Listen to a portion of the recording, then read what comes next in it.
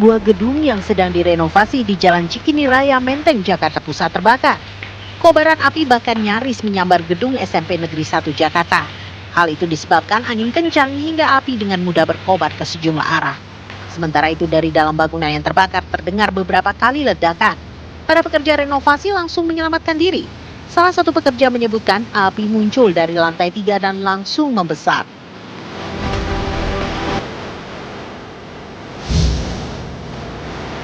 Seorang perempuan pengemudi minibus diduga panik saat mobilnya masuk jalan raya di Cilegon, Banten. Ia ditemani suaminya saat itu.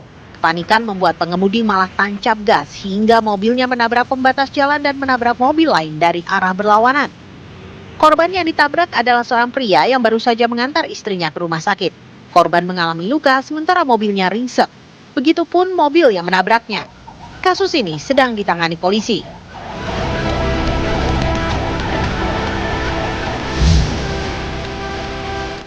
Diduga akibat kebocoran gas, kebakaran menghanguskan 7 bangunan di Jalan Stasiun Lama Kiara Condong, Bandung, Jawa Barat. Menurut warga, api muncul dari sebuah rumah saat pemiliknya sedang memasak. Cuaca kering membuat api menyebar cepat dan dalam 30 menit, 7 rumah dan warung terbakar hebat. Kebakaran dapat dipadamkan dengan pengerahan 3 mobil pemadam dalam tempo kurang dari 1 jam.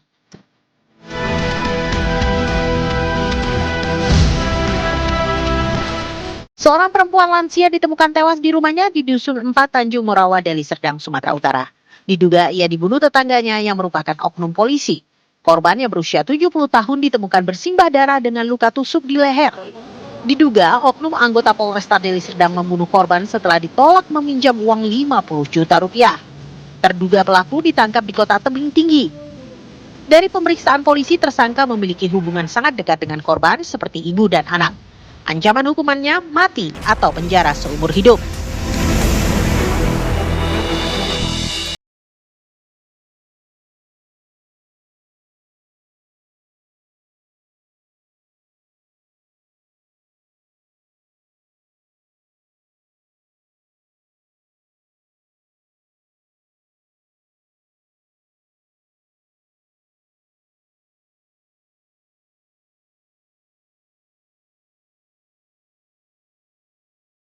Selain itu kita punya informasi apa lagi? Mungkin ada kebakaran juga di Bandung, tapi bukan kebakaran hutan, tapi kebakaran jenggot, Rey. Aduh. Wali kota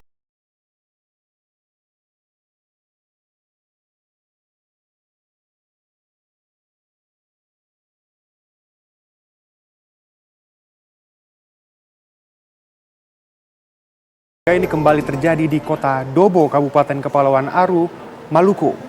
Tembakan peringatan dan gas air mata ditembakkan aparat untuk membubarkan kedua kelompok yang saling serang menggunakan senjata tajam.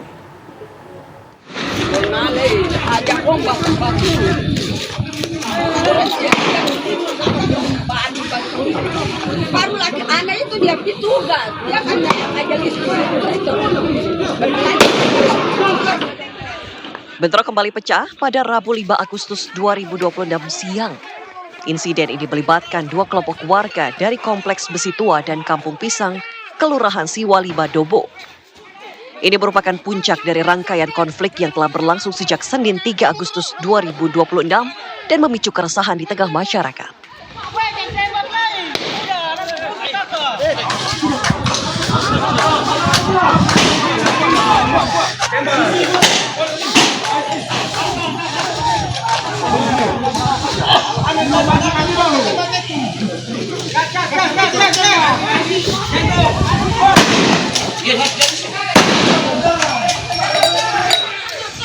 Untuk menghalau kedua massa, aparat kepolisian terpaksa mengeluarkan tembakan peringatan dan gas air mata. Warga terlibat saling serang dengan menggunakan berbagai alat tajam. Akibat bentrok ini, 2 orang warga mengalami luka akibat terkena senjata tajam dan tertembak sedapan angin. Korban langsung dievakuasi untuk mendapatkan penanganan medis. Saat ini suasana Kota Dobo berangsur kondusif. Aparat gabungan TNI dan Polri telah bersiaga di 2 kompleks untuk mencegah terjadinya bentrok susulan. Polisi juga mengimbau masyarakat kedua wilayah menahan diri dan menyerahkan penyelesaian konflik kepada aparat. Hingga kini, penyelidikan terhadap penyebab bentrok masih terus dilakukan. Dari Kabupaten Kepulauan Aru, Maluku, Latif Madilis, TV One mengabarkan.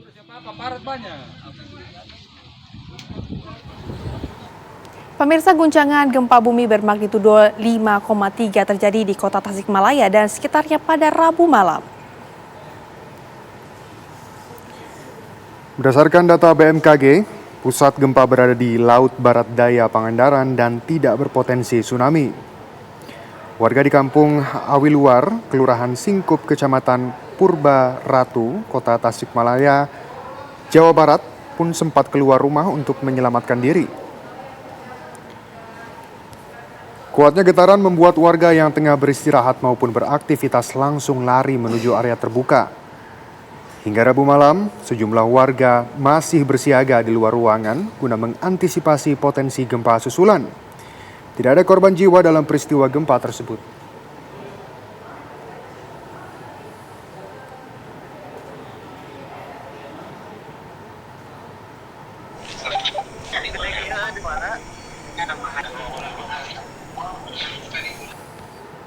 Pemirsa, diduga terjadi kesalahan dalam penanganan medis yang menyebabkan seorang remaja meninggal dunia usai menjalani operasi di RSUD Dr. Sudarsono, Kota Pasuruan.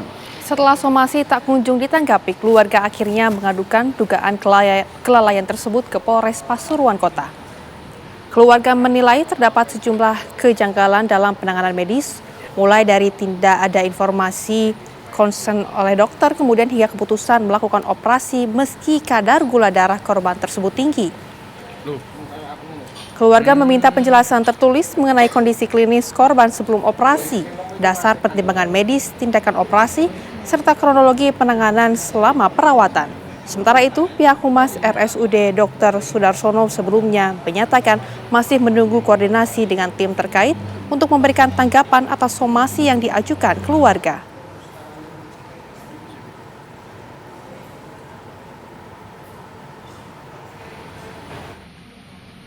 Kita meminta kepolisian untuk membantu menyelesaikan dugaan kelalaian dalam pelayanan kesehatan yang mengakibatkan anak kami meninggal. Setelah penyelidikan selama 3 pekan, polisi mengungkap hasil tewasnya Dr. Alex Christoloris.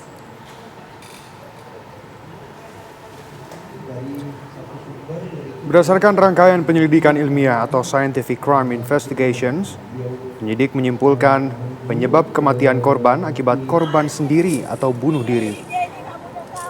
Hal ini dipicu tekanan psikologis, beban program pendidikan dokter spesialis atau PPDS, serta beban keluarganya. Sementara dari telepon genggam korban, ditemukan pesan permohonan maaf yang belum terkirim kepada istrinya. Termasuk riwayat keluhan mengenai utang pinjaman online, indikasi aktivitas penggunaan uang yang berlebihan untuk suatu kegiatan, serta catatan pribadi yang masih terkunci menggunakan sistem keamanan perangkat. 1, 2, 3.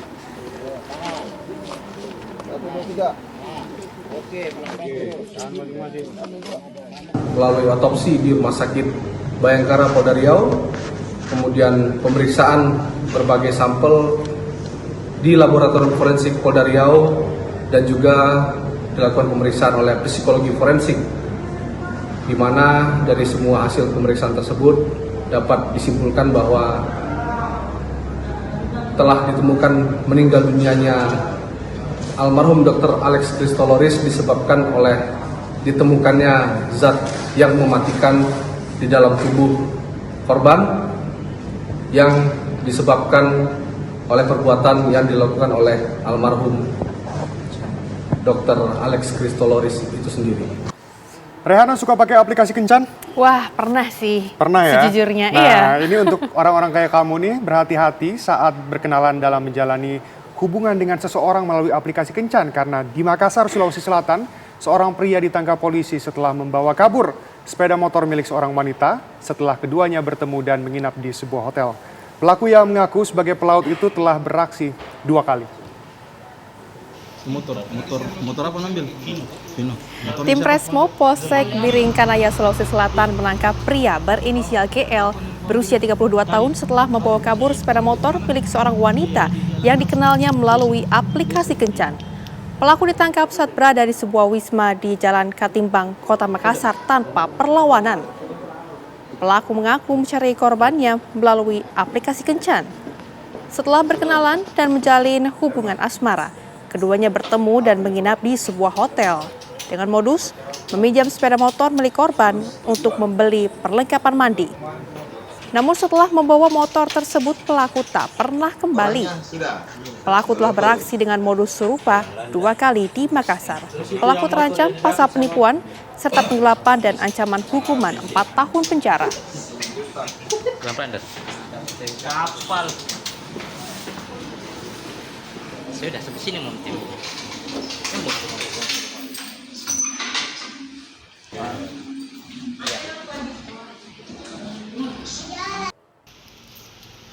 Motor apa ambil? Vino. Motornya siapa? Pemirsa, kecelakaan mobil ambulans terjadi di Jatinangor, Kabupaten Sumedang, Jawa Barat. Salah satu penumpang merupakan bayi prematur dalam inkubator. Petugas pun langsung mengevakuasi penumpang ke rumah sakit. Petugas Satuan Lalu Lintas Polres Sumedang, Jawa Barat membantu sopir dan pasien serta penumpang mobil ambulans yang mengalami kecelakaan tunggal di Jalan Raya Nasional Bandung-Cirebon, kawasan Jatinangor, Sumedang, Jawa Barat pada Selasa malam. Petugas mendapati ambulans sedang membawa pasien bayi dalam inkubator. Dari keterangan penumpang, mereka sedang dalam perjalanan dari Kabupaten Kuningan menuju Rumah Sakit Unpad Jatinangor untuk merujuk bayi yang lahir prematur. Beruntung, nyawa bayi baru lahir dapat terselamatkan.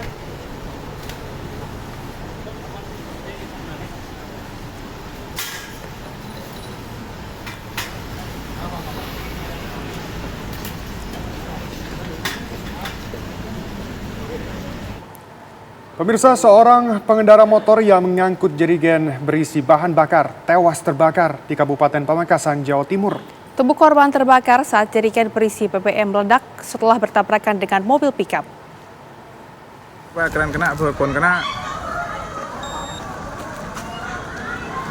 Kepulan asap pekat membumbung di Jalan Raya Desa Rombu, Kecamatan Palengaan, Pamekasan, Jawa Timur. Seorang pengendara motor tewas terbakar setelah terlibat kecelakaan lalu lintas.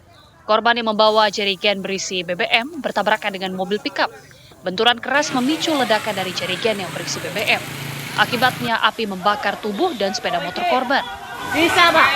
Sementara sopir mobil pickup selamat, namun kondisi mobil mengalami ringsek di bagian depan. Korban meninggal dunia diketahui berinisial AD, usia 51 tahun, langsung dievakuasi ke rumah duka untuk dimakamkan. Yang kita kejar mobil mah dari barat gitu ya, yang satunya ada motornya dari timur gitu, nabrak jadi kebakar gitu. Yang motor bawa apa, Pak? Bawa bensin sama solar gitu. Oh iya. Sempat terjadi tabrakan. Sempat jadi ketabrakan. Di lokasi kejadian, petugas mengamankan sejumlah barang bukti, diantaranya mobil pickup, sepeda motor yang hangus terbakar, dan jerigen. Selain itu, polisi mengamankan sopir mobil pickup berinisial JN, usia 54 tahun, untuk dimintai keterangan. Kita akan melakukan pendalaman, kita akan melakukan pemeriksaan baik terhadap pengendara mobil yang masih selamat, dan kita juga akan mengumpulkan saksi dan juga barang bukti. Petugas juga telah meminta keterangan para saksi dan melakukan olah tempat kejadian perkara untuk proses penyelidikan lebih lanjut. Dari Pamekasan, Jawa Timur, Feros Rizky, TV One mengabarkan. Pemirsa, terekam kamera CCTV mobil minibus warna hitam menabrak sejumlah pengendara motor yang sedang menjemput siswa MTS Negeri 1 Bandar Lampung dan mengakibatkan seorang siswi mengalami luka parah pada Rabu sore kemarin. Menurut Maulana, Satpam MTSN 1 Bandar Lampung, saat itu mobil dari arah Teluk Betung hendak menuju Pahoman, Bandar Lampung. Tiba-tiba, mobil menabrak 6-7 pengendara sepeda motor yang sedang menunggu siswa pulang sekolah. Akibat kecelakaan itu, satu siswi mengalami luka berat karena terpental sehingga harus dilarikan ke rumah sakit. Sementara beberapa korban lainnya mengalami luka ringan. Sopir mobil yang menabrak sejumlah motor juga terluka dan dibawa ke rumah sakit. Polisi lalu lintas dari Polresta Bandar Lampung mengamankan mobil sebagai barang bukti dan melakukan olah TKP.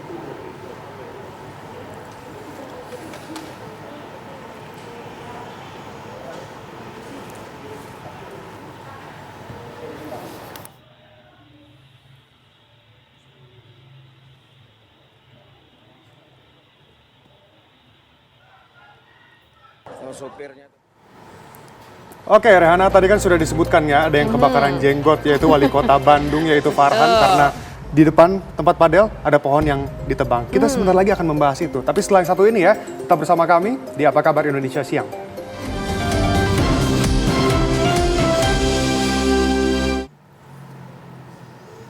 Pemirsa, kemacetan horor nyaris terulang di Jalan Raya Bekasi, Jakarta Timur, Rabu sore kemarin. Para pengguna jalan yang hendak menuju Jakarta Utara mengaku terjebak hingga 2 jam. Ini Om, set kacau. Ini macet nih.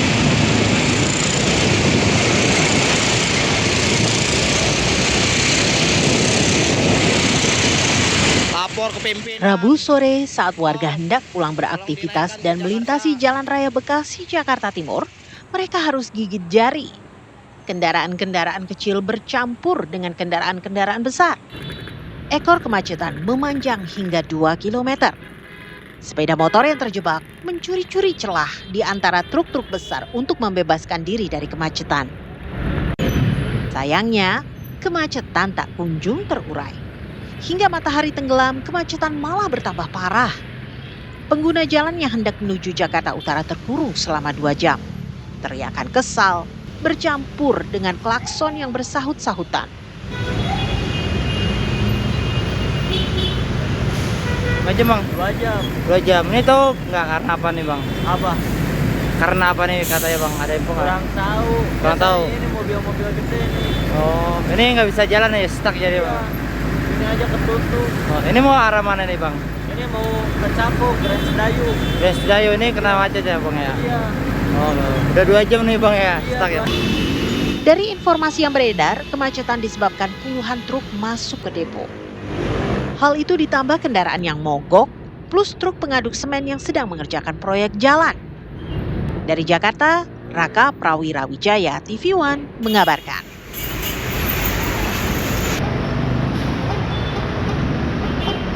Pemirsa, untuk mengentaskan kemacetan di Jalan Raya Bekasi yang rawan terjadi, pemerintah Jakarta sebenarnya sudah menyiapkan tempat singgah khusus atau buffer zone untuk menampung truk peti kemas. Area tersebut dapat menampung 200 truk sekaligus.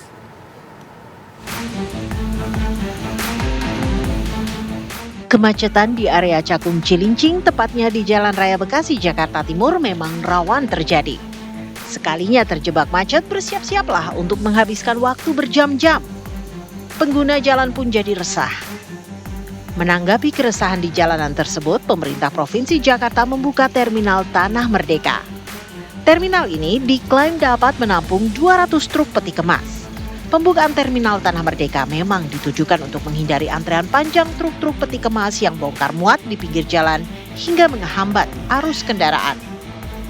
Pemerintah Provinsi Jakarta lalu memberikan diskresi pembebasan tarif retribusi parkir di terminal Tanah Merdeka.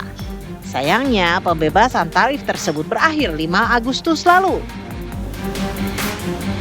Diskresinya jadi nanti sistemnya mereka akan diberikan semacam lembaran yang diberikan oleh petugas disub di lapangan dengan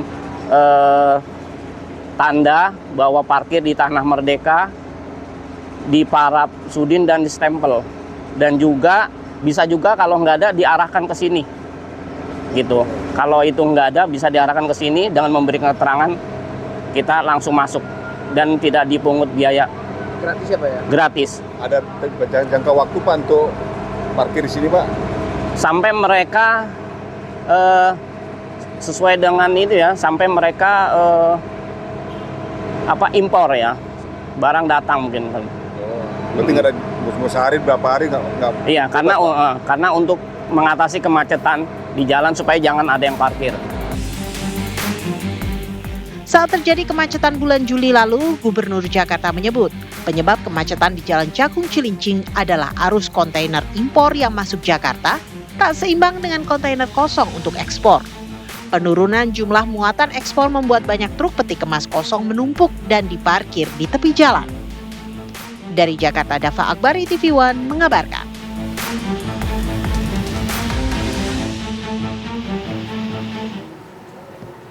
Nah, Shen, ngomong-ngomong tentang Bandung, kayaknya tuh kayak adem gitu ya, nggak bikin gerah. Ya Adem dong. Nah, tapi ini kebalikannya justru. Kenapa tuh? Karena sebuah arena padel bikin darah warga Bandung mendidih. Oh ya, ini setelah wali kota Bandung marah besar gara-gara arena tersebut semena-mena menebang pepohonan.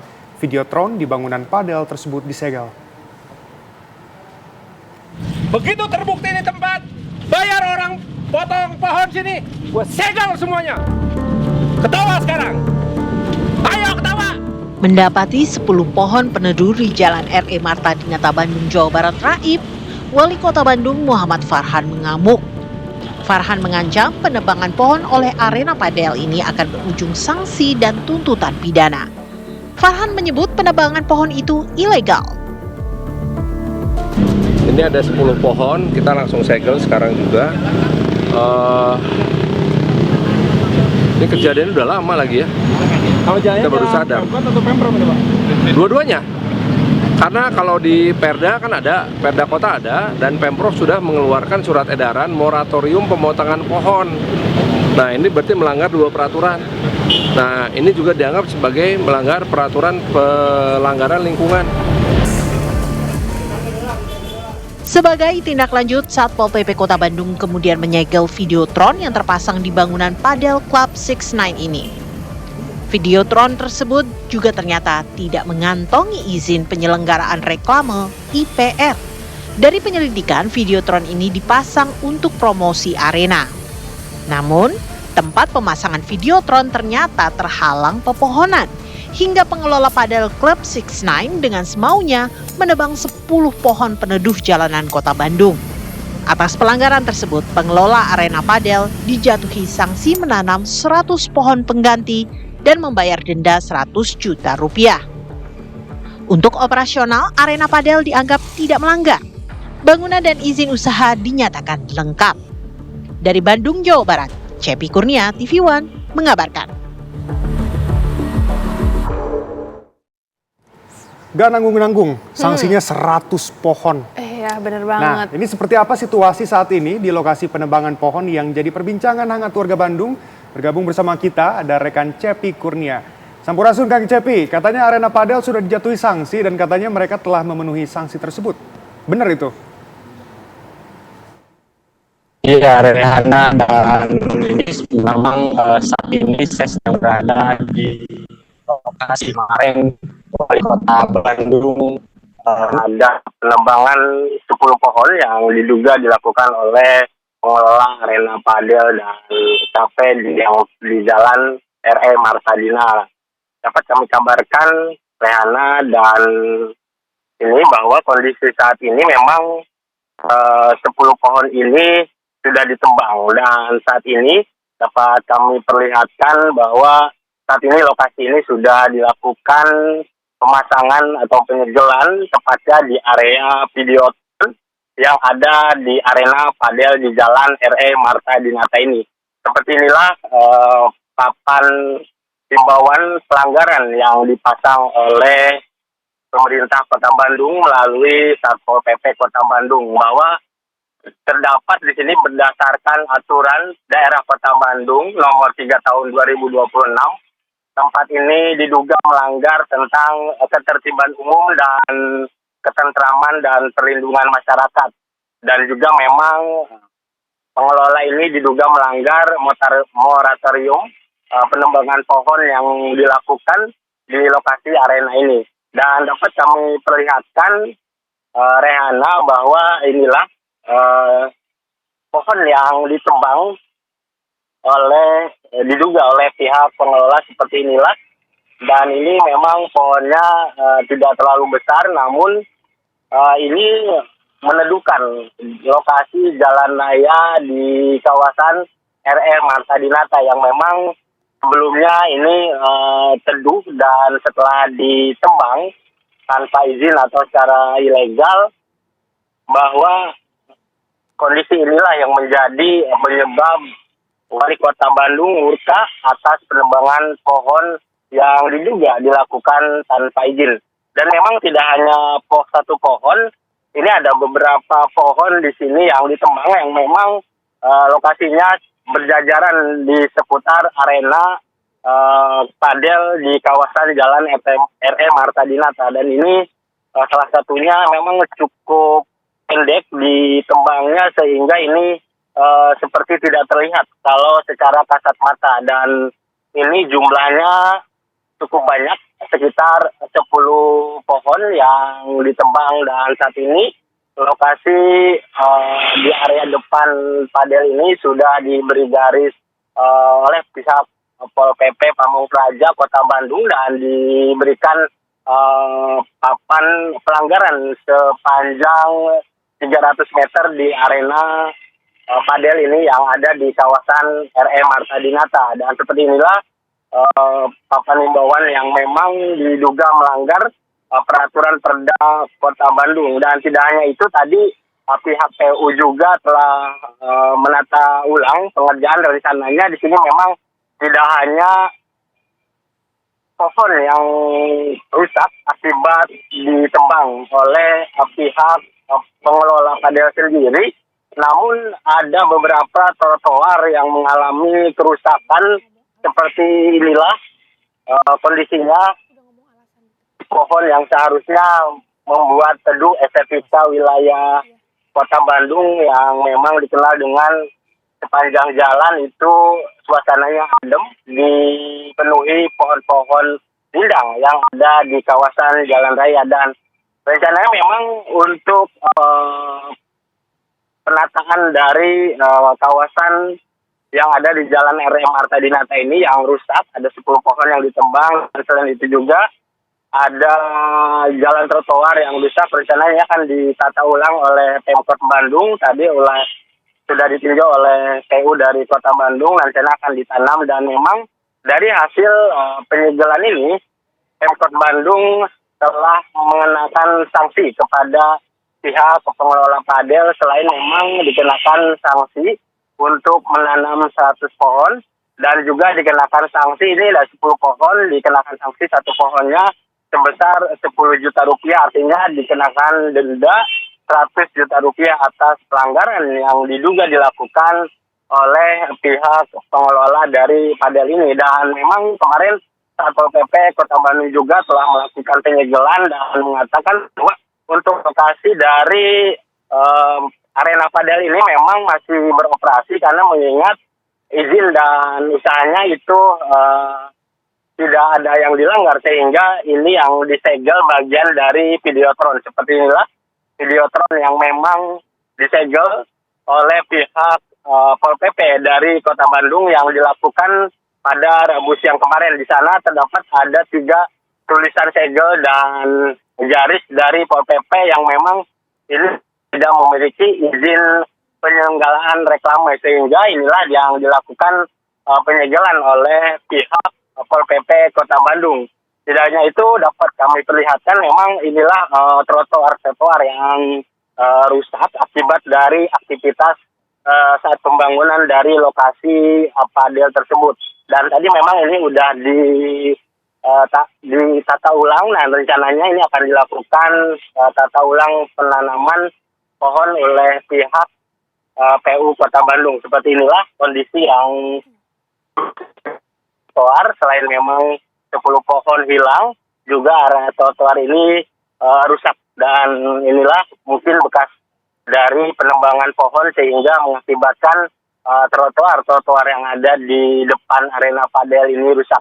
Dan sejauh ini memang untuk penyelidikan masih terus dilakukan, dan hasil dari penyelidikan sementara, pemeriksaan sementara oleh pihak Pol PP dari Kota Bandung sendiri, memang ini menurut dari Kasat Pol PP sendiri, Bambang Sukadi, mengatakan bahwa ini dilakukan penebangan pohon ini diduga dilakukan oleh subkontraktor maksud kami saat pembangunan arena padel ini. Namun demikian, menurut Pol PP Kota Bandung, penyelidikan akan terus dilakukan, dan selain memang dilakukan penyegelan di area Videotron, arena dari padel ini masih beroperasi. Tadi dikatakan bahwa untuk bangunan arena padel dan kafe sendiri memang tidak ada masalah, sehingga bagian Videotron yang dilakukan penyegelan. Tentunya ini menjadi perhatian bahwa Kota Bandung dikenal dengan kota estetik dengan suasana yang sejuk dan dipenuhi pohon rindang, dan tidak boleh ada lagi terjadi penebangan pohon-pohon ilegal yang mengakibatkan suasana Bandung menjadi tidak nyaman lagi. Kembali Rehana dan Sena. Baik, Cepi, nampaknya ini sanksi adalah berupa penanaman kembali pohon. Terima kasih atas laporan Anda langsung dari lokasi. Selamat kembali bertugas.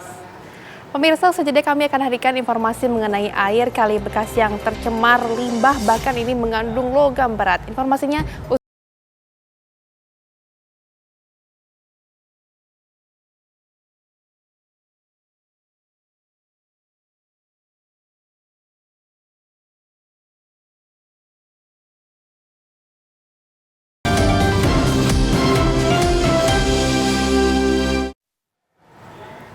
kembali bersama kami di Apa Kabar Indonesia Siang. Pemirsa, telah lama menghilang, busa kembali muncul di aliran kanal banjir Timur Marunda Cilincing, Jakarta Utara pada Rabu pagi.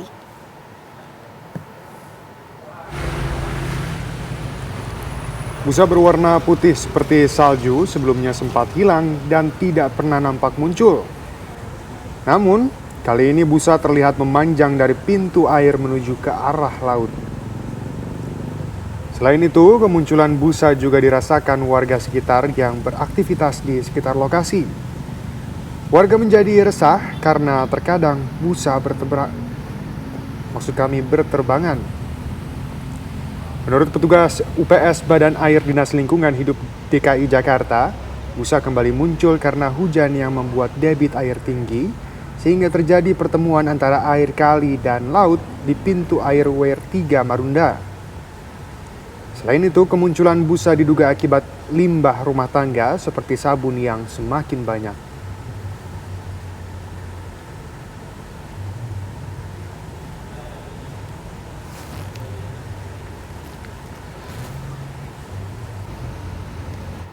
Pemirsa, air Kali Bekasi masih tercemar limbah organik dan mengandung logam berat. Berikut liputan reporter kami, Putri Sofia. Memasuki musim kemarau dan sudah terjadi sejak beberapa hari ke belakang, aliran air di Kali Bekasi ini cukup tercemar, pemirsa, hingga tidak bisa digunakan sebagai konsumsi warga. Meskipun kondisi hari ini memang lambat laun sudah kembali coklat, tidak menghitam, berbusa dan bau menyengat seperti beberapa hari lalu, tetapi ini tidak menjadi parameter bahwa kondisi air di Kali Bekasi ini baik-baik saja. Kalau dilihat ini selama beberapa hari ke belakang, kondisi pencemaran air yang berada di aliran Kali Bekasi ini cukup berdampak kepada masyarakat karena aliran Kali Bekasi ini merupakan salah satu sumber pasokan air bersih yang digunakan bagi para masyarakat ataupun pelanggan PDAM yang berada di Kota Bekasi. Pemerintah dan juga Dinas Lingkungan Hidup setempat juga telah melakukan pemantauan dan juga serta penelusuran untuk mengetahui apa penyebab dan berasal dari mana pencemaran air yang terjadi di Kali Bekasi ini selama 2 kali begitu.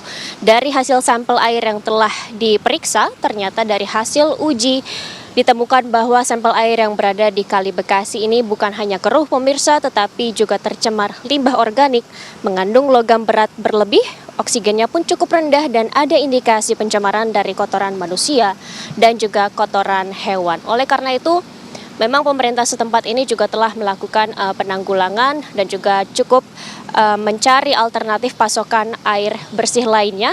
Ini juga selain itu tidak hanya mencari pasokan alternatif air bersih, tetapi juga produksi dari air bersih yang berasal dari Kali Bekasi ini juga dikurangi. Dari semula biasanya per hari ini ada 600 liter per detik, per hari ini ataupun mengingat kondisi yang masih tercemar ini dikurangi sekitar 500 liter per detik saja. Dan tidak hanya itu, imbauan juga telah diberlakukan kepada masyarakat Kota Bekasi ini agar tidak mengonsumsi air sementara dari aliran Kali Bekasi ataupun PDAM, dan juga digunakan hanya untuk kegiatan-kegiatan eksternal saja yang tidak untuk dikonsumsi. Selain itu, dari pemantauan dan penelusuran dari hulu, ternyata sampel Kali Bekasi ini sama tercemarnya dengan kali-kali yang berada di hulu seperti kali yang berada di Kabupaten Bogor, karena kalau kita lihat pemirsa, Kali Bekasi ini terbentang sepanjang 33 km dan merupakan pertemuan dari Kali Cilengsi dan juga Kali Cikeas. Untuk sementara kami juga masih memantau apakah penanggulangan dan juga alternatif pasokan bersih ini akan efektif, dan mengingat bahwa musim kemarau ini juga kerap terjadi pencemaran, begitu tidak hanya tahun ini tetapi juga tahun-tahun sebelumnya. Dari Kota Bekasi, Putri Sofia Firdaus, TV One mengabarkan. Sementara itu pemirsa, pencemaran Sungai Bekasi hingga berubah warna hitam hingga kini masih terjadi. Berikut temuan Kepala Dinas Lingkungan Hidup Kota Bekasi terkait pencemaran sungai tersebut. Hari ini juga kita melakukan pengecekan di hulu Kali Bekasi yang pertemuan Sungai Cikeas dan Sungai Cilengsi. Kita sudah ada dokumentasinya, itu memperlihatkan bahwa air dari Sungai Cikeas berwarna coklat. Berarti kan ini karena lumpur yang berwarna coklat.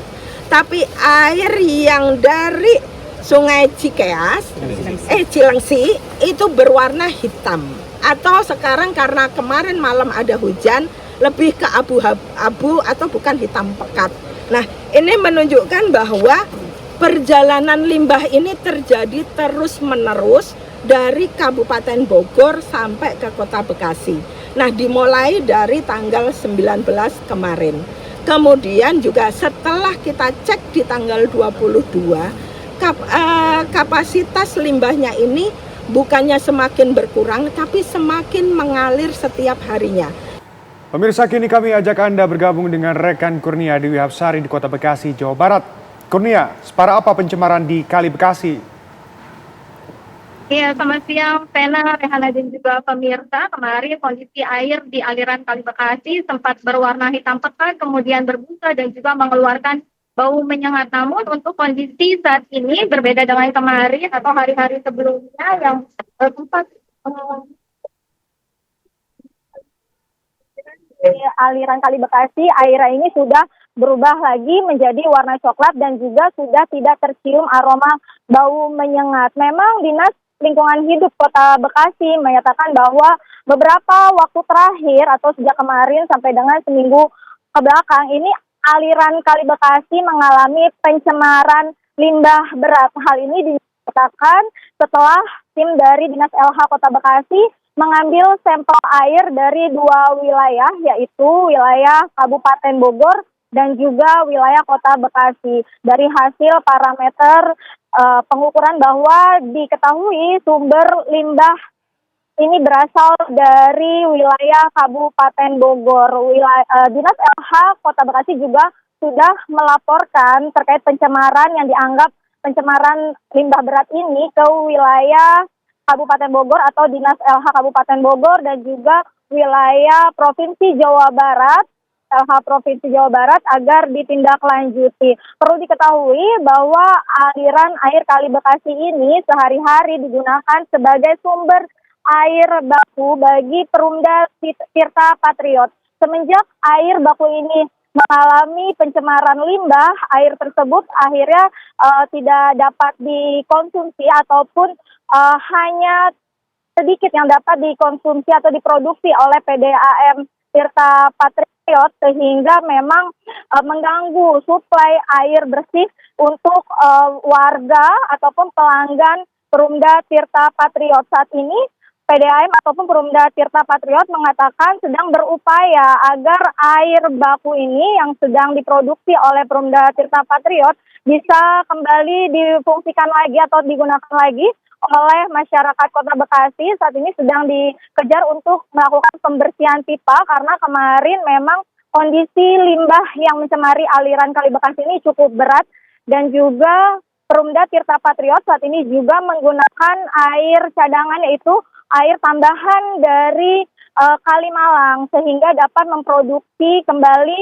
air untuk disuplai kepada warga yang terdampak, terutama warga pelanggan PDAM ataupun Perumda Tirta Patriot di wilayah Bekasi Barat, Bekasi Utara, dan juga Medan Satria. Namun untuk warga ataupun pelanggan yang menggunakan air dari Perumda Tirta Patriot ini mengaku bahwa saat ini memang airnya belum dapat digunakan terlebih untuk konsumsi karena masih berwarna keruh dan juga masih mengeluarkan bau, dan diharapkan ke depan pihak dari pabrik ataupun oknum-oknum yang nakal untuk membuang limbah ini bisa segera ditangani dan ditindak tegas sehingga pencemaran limbah di aliran Kali Bekasi ini tidak kembali terulang. Demikian Sena dan Rehana, kembali ke Anda. Baik, Kurnia, lantas bagaimana dengan dampak ekosistem sungai di sana? Apakah kemudian juga ikan-ikan yang ada di sana turut mati atau bagaimana dari hasil pemantauan Anda?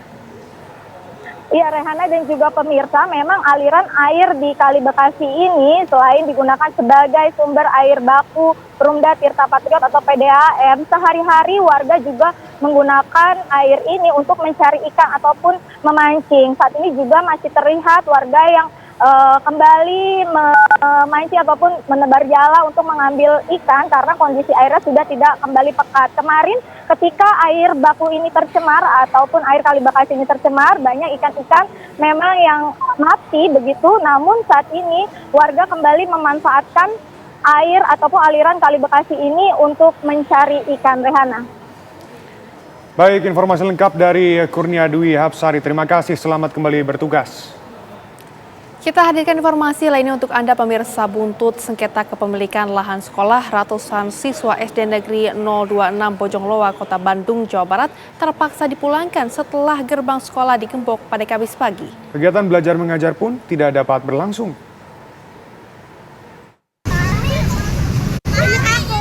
Buntut sengketa kepemilikan lahan sekolah, ratusan siswa yang telah datang ke sekolah SD Negeri 026 Bojongloa, Kecamatan Bojongloa Kidul, Kota Bandung, Jawa Barat, tidak dapat memasuki lingkungan sekolah karena gerbang utama tergembok. Para siswa bersama orang tua sempat menunggu di depan gerbang dengan harapan sekolah dapat segera dibuka agar proses belajar mengajar tetap berlangsung. Orang tua pun mengaku kecewa lantaran anak mereka jadi terhambat untuk sekolah. Emang pada dipulangin gitu, udah anak-anak udah pada datang ke sini, jadi di sekolah di rumah aja gitu tadi. Orang tua murid pada marah apa gimana? Marah, marah banget, soalnya di grup juga pada bilang ya gitu, jadi kehambat belajarnya. Sementara itu, Kepala Sekolah mengatakan pihaknya saat ini tengah berkoordinasi dengan Pemkot Bandung agar permasalahan lahan dengan ahli waris bisa diselesaikan sehingga aktivitas kegiatan belajar mengajar tidak terganggu. Saya juga pernah ngobrol dengan pihak kuasa ahli waris. Jadi tolonglah jangan sampai ada penggembokan seperti ini. Apakah maksudnya mau seperti apa ini? Karena saya pun sebagai kepala sekolah, saya tidak punya kewenangan. Yang punya kewenangan itu kan dari pemerintah Kota Bandung, karena apapun tanah sekolah itu adalah milik pemerintah Kota Bandung. Pihak sekolah pun akhirnya memutuskan untuk memulangkan para siswa guna menghindari kerumunan dan menjaga keselamatan peserta didik. Dari Bandung, Jawa Barat, CP Kurnia, TV One mengabarkan.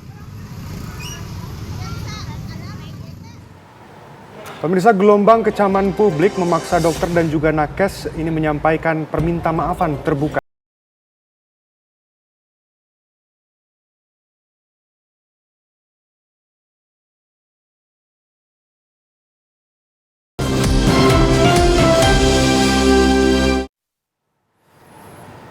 Anda kembali bersama kami di Apa Kabar Indonesia Siang. Shen, tentunya ya aku, kamu, dan kita semua juga berharap agar tetap selalu sehat sebenarnya. Kenapa memang? Ya, suka agak males dan juga milih-milih dokter sih sekarang kalau aku.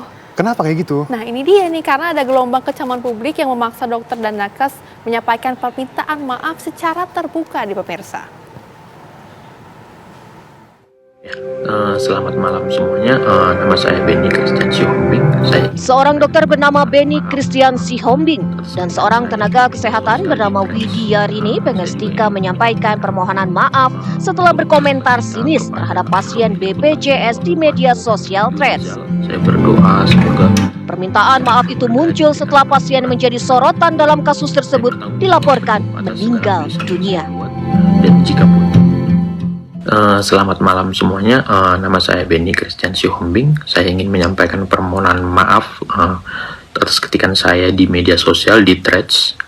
Saya juga ingin menyampaikan turut berduka cita kepada pemilik UTAS yaitu almarhum Yurizal. Saya berdoa semoga segenap keluarga diberikan penghiburan. Saya bertanggung jawab penuh atas segala tulisan yang saya buat, dan jikapun nanti ada proses hukum, saya akan mengikutinya tanpa pembelaan ataupun menyewa pengacara, itu tidak akan. Saya juga menerima semua konsekuensi dari rumah sakit, dari ID ataupun MK ataupun pengadilan ataupun instansi lainnya. Saya hanya punya satu akun Threads dan juga satu akun Instagram, tidak ada second account, dan Instagram saya juga tidak akan saya private. Komentar-komentar juga saya tidak ada yang hapus, dan jika memungkinkan saya akan baca semua komentar-komentar tersebut karena memang saya melakukan kesalahan dan saya layak untuk hal tersebut. Silakan. Ini Bahtar udah turun berapa kilo nih? Ya, ini baru belum sebulan udah turun berapa kilo? Saya lihat kok langsing sekali. Ini kerjanya luar biasa, anak muda, tapi mudah-mudahan lah ya sebulan 2 bulan MBG ini bisa kita rapikan dengan baik. Silakan Pak. Silakan Pak. Siap. Assalamualaikum warahmatullahi wabarakatuh.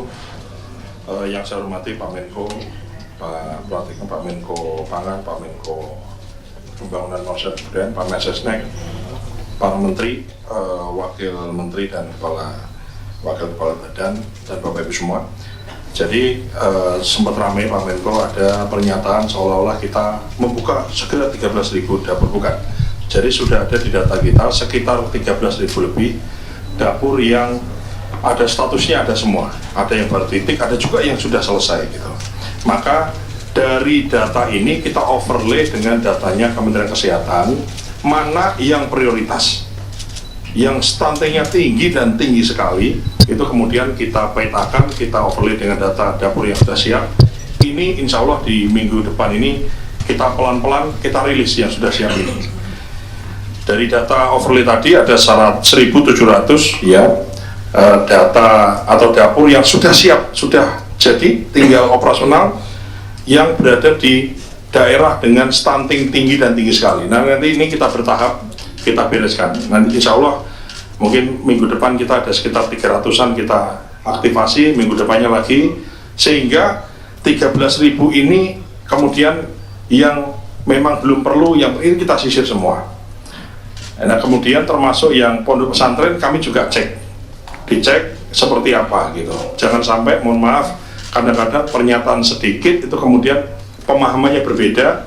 Karena pemahaman berbeda, ada oknum-oknum yang kemudian, mohon maaf Pak Menko, itu menjajakan jasa di level bawah. Jadi saya pastikan kalau ada orang mengaku orangnya siapapun kemudian bisa membantu, saya pastikan bohong.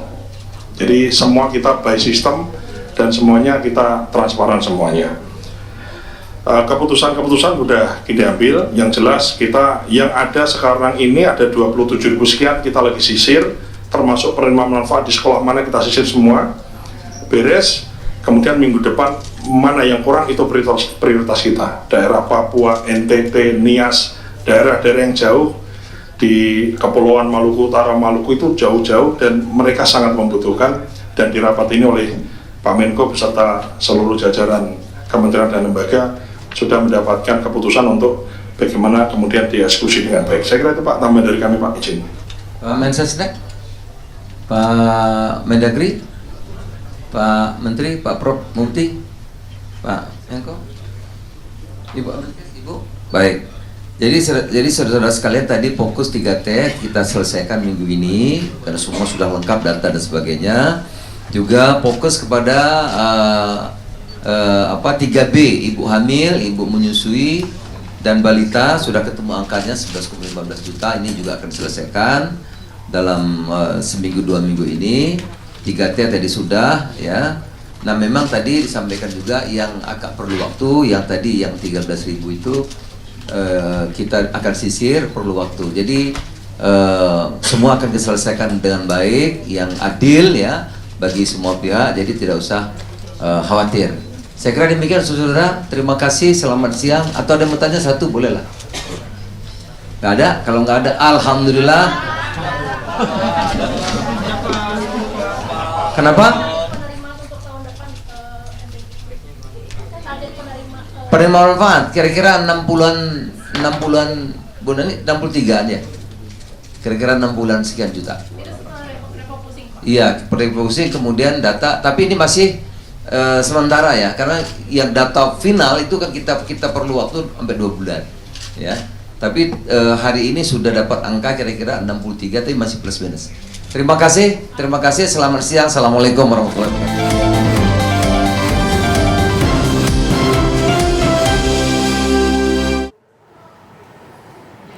Anda kembali bersama kami di Apa Kabar Indonesia Siang. Pemirsa, tentunya kebakaran hutan dan lahan yang terjadi di Palangkaraya, Kalimantan Tengah kembali mengancam permukiman warga. Api yang dipicu angin kencang membakar sisi jalan pemukiman dan nyaris melahap sejumlah rumah.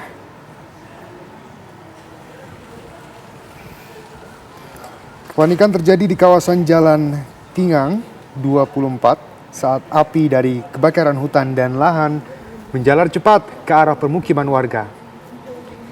Kencangnya tiupan angin membuat api semakin membesar dan tak terkendali. Sejumlah bangunan nyaris terbakar akibat cepatnya pergerakan api. Warga yang panik langsung berupaya memadamkan api secara swadaya. Namun, karena keterbatasan pasokan air, sebagian warga terpaksa memadamkan api secara manual menggunakan dahan pohon. Api berhasil dikendalikan setelah petugas mengerahkan truk tangki air serta water cannon. Diduga kuat api ini berasal dari salah satu lahan yang sengaja dibakar oleh oknum tak bertanggung jawab. Kemudian terbawa hembusan angin hingga menjalar ke permukiman warga.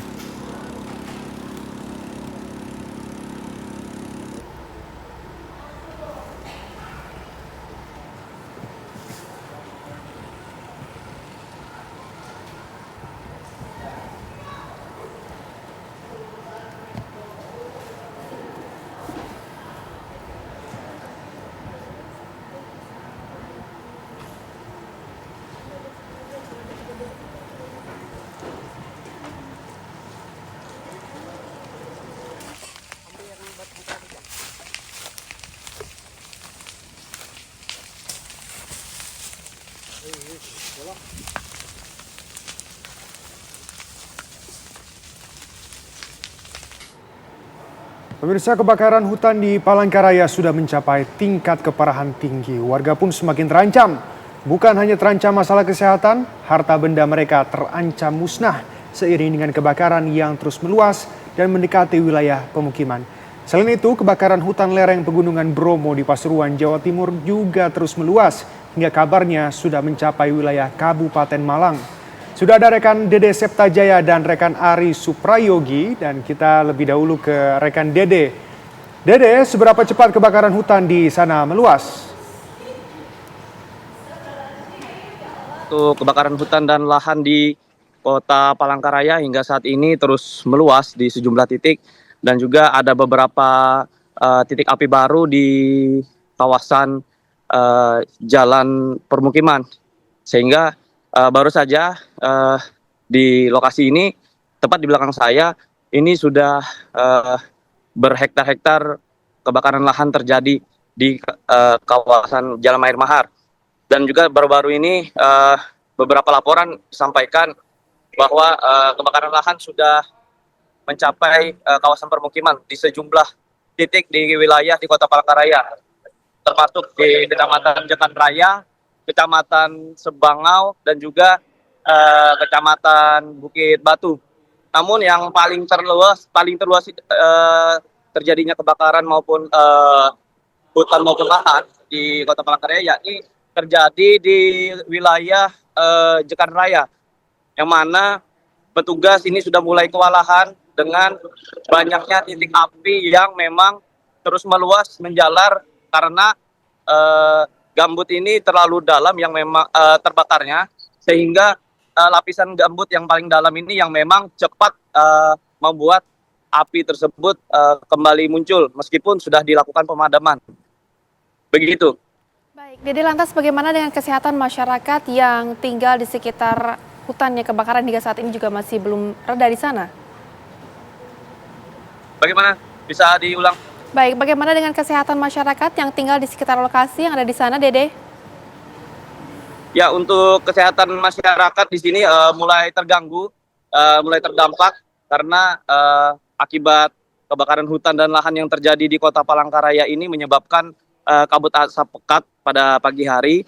Namun meskipun kabut asap tersebut akan hilang di siang hari, aroma kabut asap dari pekatnya asap dari karhutla ini menyebabkan gangguan pernapasan. Rata-rata yang dikeluhkan yaitu gangguan pernapasan, yakni susah untuk bernapas, kemudian sakit tenggorokan dan juga batuk pilek, menyerupai mendekati gejala ISPA. Namun sesuai dengan laporan Dinas Kesehatan Kota Palangkaraya menyampaikan bahwa dari awal Juli sampai dengan hingga saat ini total sudah ada 3.000 lebih warga Palangkaraya yang memang sudah mengeluh gejala ISPA. Namun sebagian besar sudah dinyatakan pulih, sebagian diantaranya masih menjalani rawat jalan di rumah masing-masing. Meskipun begitu, petugas masih terus memantau kesehatan masing-masing warga dan juga kesehatan yang dilakukan ya ini pemantauan dan memberikan obat-obat kepada warga yang memang mengeluh melalui pustu-pustu maupun puskesmas terdekat. Begitu. Baik, masih cukup parah antara update kemarin dan juga hari ini ya Rehana. Untuk itu kita juga akan berpindah ke Bromo. Sudah ada Ari Suprayogi di sana. Ari, separah apa kebakaran di lereng Gunung Bromo ini? Ya, terima kasih. Saat ini saya sedang ada di kawasan Bromo Tengger Semeru, di mana kebakaran sudah berlangsung sejak Senin lalu hingga hari ini hari Kamis. Ada beberapa titik kebakaran yang memang sampai sejauh ini hasil dari beberapa data oleh BPBD maupun TNBTS, sekitar 70 hektar lahan yang terbakar. Saat ini perlu diketahui bahwasanya kebakaran memang ada di beberapa titik-titik, terutama di lereng dan tebing yang cukup terjal. Salah satunya saat ini ada di Blok Jontur dan beberapa kawasan perbatasan dengan kawasan di Jemplang, Malang. Jauh ini kebakaran masih di beberapa titik itu yang sudah diupayakan pemadaman oleh relawan TNBTS, BPBD, juga dibantu oleh kepolisian baik dari Malang kemudian dari Probolinggo, di mana ada dua strategi yang dilakukan, diantaranya yakni BPBD maupun pihak relawan dan TNBTS serta kepolisian. Selain melakukan upaya pemadaman di tebing dan titik yang tadi saya sebutkan, mereka juga melakukan strategi dengan menyediakan drone spray di bawah dengan menyediakan beberapa tangki maupun truk tangki maksud saya, dan juga mobil pickup untuk persediaan. Jadi ada beberapa petugas dan relawan juga yang melakukan upaya pemadaman dengan cara gebyok, dengan menggunakan tanaman-tanaman yang ada di sekitaran untuk memadamkan api. Dan rencananya memang sempat ada informasi akan dilakukan waterbooming dengan helikopter yang akan didatangkan pada hari ini, tapi sampai sejauh ini memang belum ada kabar. Sepertinya tadi kita juga mendapatkan informasi dari TNBTS, sepertinya entah besok atau masih menunggu informasi, karena titik api ini memang agak sulit untuk dilakukan pemadaman ya, selain juga tebing yang cukup terjal, juga memang angin yang cukup kencang, begitu. Baik, untuk di kawasan Bromo ini sendiri kan memang lekat dengan wisata ya, tempat wisata. Lalu bagaimana aktivitas wisata di sana? Ya, kawasan Bromo Tengger Semeru ini memang ada beberapa pintu masuk ya. Salah satunya dari Probolinggo, kemudian bisa dari Lumajang, dari Malang, dan juga dari Pasuruan. Sampai saat ini ada beberapa pintu masuk yang memang tidak diperkenankan untuk wisatawan masuk, terutama di jalur Lumajang, kemudian jalur Malang yang memang lekat dengan ini, Dan untuk pintu masuk yang lain seperti di jalur Wonokitri Pasuruan itu masih dibuka. Jadi sampai hari ini mulai dari awal kemarin pintu masuk Kabupaten Malang dan Lumajang hingga saat ini masih ditutup dan sampai batas waktu yang belum ditentukan dengan kondisi saat ini begitu. Baik, artinya masih ditutup di beberapa titik dan kebakaran di Bromo juga semakin meluas, begitu juga dengan di Palangkaraya. Terima kasih rekan-rekan atas laporan Anda. Selamat kembali bertugas, jaga kesehatan selalu di sana. Pemirsa, tentunya kami juga akan hadirkan informasi lainnya untuk Anda. Kelangkaan gas LPG bersubsidi 3 kg terjadi di Kota Parepare, Sulawesi Selatan sejak beberapa pekan terakhir. Kelangkaan gas LPG 3 kg memicu keluhan masyarakat yang butuh untuk memasak sehari-hari. Menindaklanjuti keluhan pengguna, pemerintah Kota Parepare bersama Pertamina Patra Niaga Regional Sulawesi melakukan inspeksi mendadak ke sejumlah pangkalan LPG bersubsidi.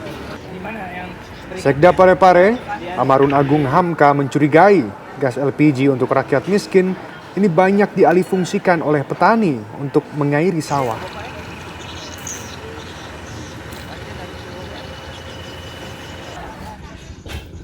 Namun sementara masih asumsi bahwa kondisi musim kemarau ini banyak kebutuhan daerah-daerah yang memiliki sawah membutuhkan tabung untuk mengaliri air persawahannya di beberapa daerah yang memiliki persawahan yang besar. Pemirsa, Subdit Resmo Polda Metro Jaya membawa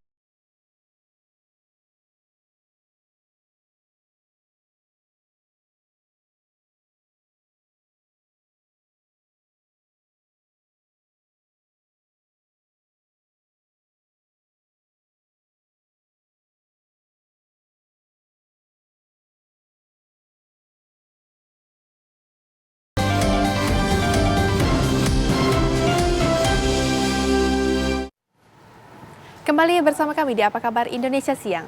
Pemirsa, Arab Saudi menjadi tuan rumah Olimpiade Sains Nuklir atau International Nuclear Science Olimpiade 2026 di Jeddah. Dalam ajang ini mempertemukan 60 siswa terbaik dari 19 negara dalam kompetisi ilmiah bertaraf internasional. Tahun ini menjadi sejarah baru bagi Olimpiade Sains Nuklir, di mana untuk pertama kalinya ajang ini berlangsung di Timur Tengah, yang terdiri atas ujian praktik dan ujian teori masing-masing berlangsung selama 5 jam. Kompetisi ini menguji pengetahuan ilmiah peserta dan mengukur kemampuan analisis serta penerapan teori dalam tantangan praktik.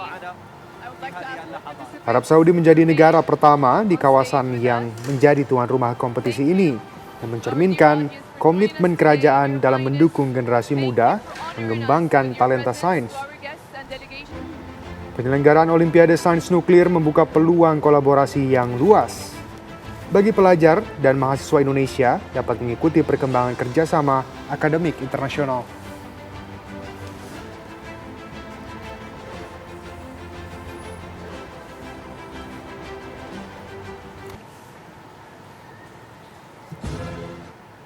Beralih ke kabar lain, pemirsa, Menteri Pertahanan RI Syafri Syamsuddin meninjau pelaksanaan latihan integrasi TNI di wilayah Dabo Singkep, Kode Real 4, Batam, Kepulauan Riau. Menhan menilai kemampuan dan kesiapan TNI dalam menjaga kesatuan NKRI jauh lebih baik dari tahun-tahun sebelumnya. Latihan integrasi TNI dari Batra Darat, Udara, dan Laut digelar di kawasan Dabo Singkep, Kabupaten Lingga, wilayah Komando Daerah Angkatan Laut 4, Batam, Kepulauan Riau. Latihan memperlihatkan kemampuan operasi gabungan Batra Darat, Laut, dan Udara dalam menghadapi berbagai senario ancaman melalui pengerahan beragam alat utama sistem senjata alutsista. Berbagai simulasi tempur diperagakan dalam latihan. Pesawat tempur F-16 TNI Angkatan Udara mengawali rangkaian latihan operasi TNI terintegrasi 2026 dengan melaksanakan penembakan ke sasaran yang telah ditentukan hingga operasi pendaratan pasukan marinir di kawasan pantai. Dalam taktik pertempuran, TNI melakukan penyerangan secara integratif dalam pertempuran jarak jauh maupun pertempuran jarak dekat. Selain itu, TNI juga melakukan infiltrasi dari pasukan penerjun 3 Matra ke jantung pertahanan musuh. Menteri Pertahanan RI Syafri Syamsuddin meninjau latihan integrasi dan menyaksikan kemampuan personil TNI dalam mempertahankan teritorial. Menhan menilai kemampuan TNI saat ini jauh lebih baik dari tahun sebelumnya. Syafri menyampaikan keyakinannya terhadap kesiapan TNI dalam menjaga NKRI. Dari yang saya lihat langsung di lapangan,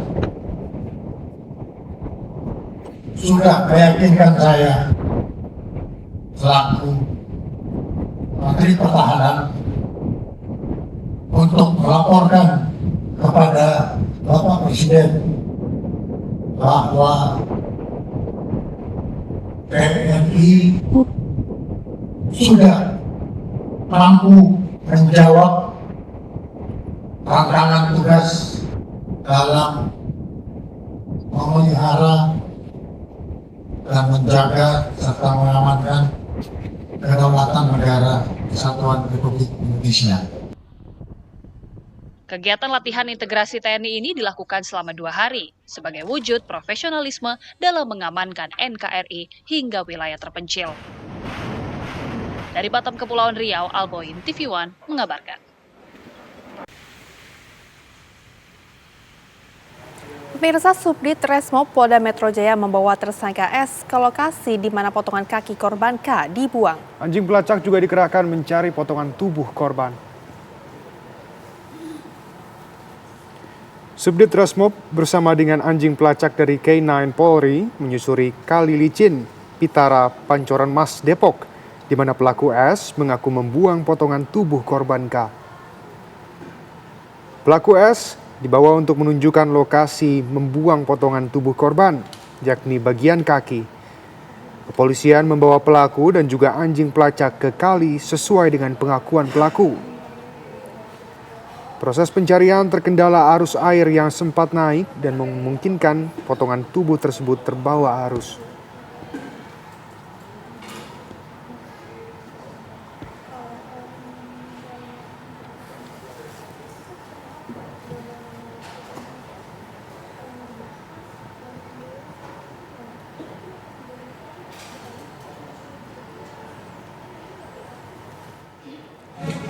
Beralih ke kabar lain pemirsa, Hakim Pengadilan Negeri Jakarta Selatan menolak gugatan pra-peradilan yang diajukan oleh Roy Suryo.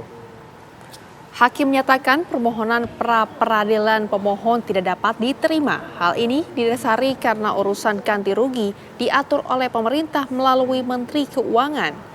Menimbang bahwa dengan tidak ditariknya Menteri Keuangan sebagai pihak dalam perkara, maka diketahui jika permohonan ini mengandung cacat formil.